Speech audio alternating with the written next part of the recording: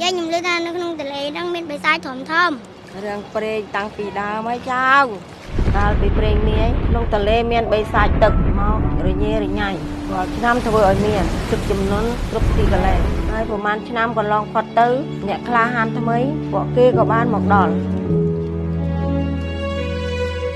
ខ្ញុំឈ្មោះសុខាឆ្នាំនេះអាយុ10ឆ្នាំខ្ញុំជាសិស្សថ្នាក់ទី4ថ្ងៃនេះពូឆាយដែលឧស្សាហ៍ជួយពួកខ្ញុំមកលេងពួកខ្ញុំហើយហ្នឹងសភៅបរិយាអគិសនីដែលយកមកចែកឲ្យកូនគួយមិនអត់តន់ចូលរៀនទេស្មានហ្នឹងហើយគួយចង់ចូលរៀនណាចាគាត់មិនអ្នកភូមិហ្នឹងក៏រៀនមិនបានទេអេអត់មានណានិយាយចឹងឯងកូននិយាយរួមសាលាយើងគឺការសង់ហើយគឺអ្នកភូមិណាក៏អាចចូលមករៀនបានដែរហើយកូនឯងចង់រៀនចាំមើលបងទៅនិយាយជាមួយទៅនឹងគ្រូសាលាហើយកូនឯងស្អីអាចចូលរៀនបានដែរទេកូនចាឲ្យពូចិត្តយ៉ាងណាខ្ញុំសង្ឃឹមថាគាត់បានចូលរៀនដូចខ្ញុំព្រោះពេលវេលាសិក្សាពិតជាសប្បាយណាស់យកសួរគ្រូចាយកសួរគ្រូមួយចង់ពឹងគ្រូតិចខ្ញុំមានមិត្តភក្តិម្នាក់ទៀតហើយខ្ញុំពិតជាចូលចិត្តរៀនសូត្រណាស់អាចបង្កើតចំណេះដឹងបាន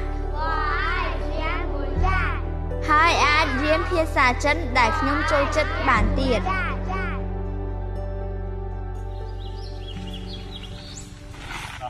ដល់ផ្ទះហើយអូនចុះ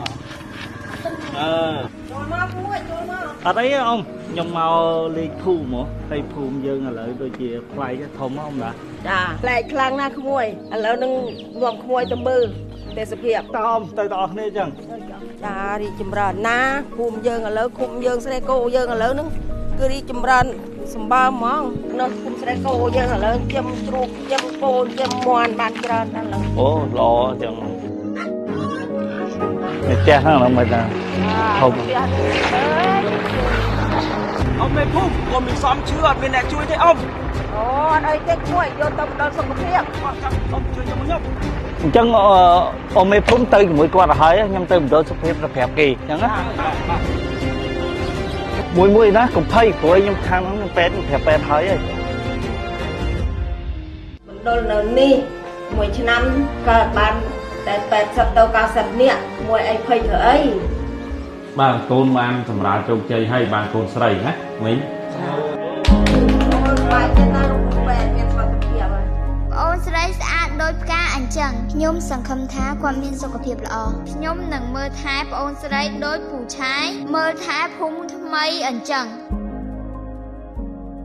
នាំពូទៅណាពូនេះជាការស្វែងចន្ទីរបស់ខ្ញុំ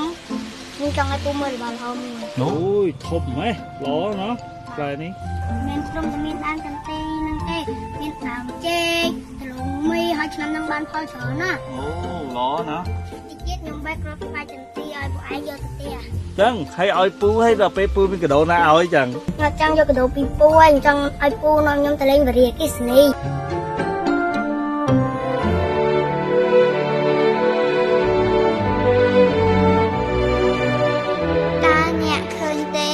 នេះជាភូមិថ្មីរបស់យើងសូរតន្ត្រីទឹកទន្លេនៅទំនប់ទឹកការរាំតាមខ្យល់រំភាយពន្លឺព្រះអាទិត្យការពារដើមស្វាយចន្ទីស្ថានីយ៍វិរិយអគ្គិសនីបន្តផ្ដល់ថាមពលដែលមានស្ថិរភាពធ្វើឲ្យជីវិតរបស់យើងកាន់តែល្អប្រសើរឡើងនេះជាកន្លែងដែលខ្ញុំរស់នៅ